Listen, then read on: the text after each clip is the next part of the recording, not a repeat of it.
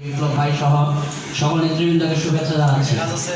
আসলে বর্ধিত সভা যেহেতু আমাদের প্রোগ্রাম বেসড আলোচনা, তারপরে আমি সবাইকে আবার একটু মনে করে দিতে চাই, কিছুক্ষণ আগে বাবু ভাই, রেজাউল হাসান বাবু ভাই খুবই গুরুত্বপূর্ণ কিছু কথা বলছেন।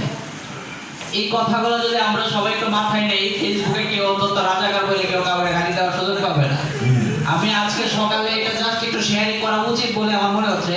আমি আজকে গতকালকে রাতের প্রেক্ষিতে আমি আজকে ফেসবুকে একটা স্ট্যাটাস দিয়েছিলাম যে এখন কোন গোষ্ঠী তুই রাজাকার আমি কে তুমি কে রাজাকার রাজাকার বলে নিজের গায়ে রাজাকার তকমা লাগাচ্ছে, এখন বোঝা হয়ে গেছে কোটা আন্দোলন কোন দিকে যাচ্ছে। এখন মেধাবী মানে যে সে ভালো মানুষ, ভালো কিছু চাইবো সেরকম কিন্তু না।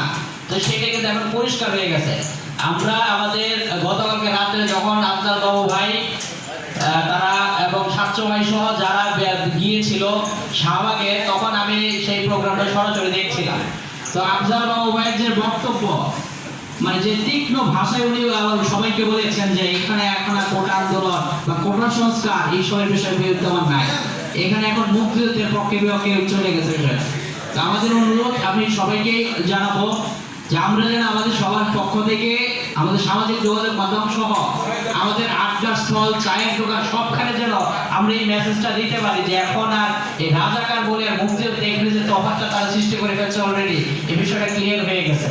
আমরা যদি আমাদের অবস্থান থেকে একটু সফলতা নিই, তাহলে সাধারণ মানুষ কিন্তু এগুলো বুঝতে পারবে। সাধারণ মানুষ কিছু না বুঝেই কিন্তু এখন অনেক বিষয়ে সরকার বিরোধী বা রাষ্ট্রবিরোধী কথা বার্তা লিপ্ত আছে। যাই হোক, আমি সবার প্রতি একটা আহ্বান জানাবো যেন আমরা একটু সতর্ক থাকি। পাশাপাশি আমাদের 27শে জুলাই যে প্রোগ্রাম, এই প্রোগ্রাম বাস্তবায়নে আমি ব্যক্তিগতভাবে আমিও সচেষ্ট থাকবো এবং আমি চেষ্টা করব লোক সংখ্যা নিয়ে আসার জন্য।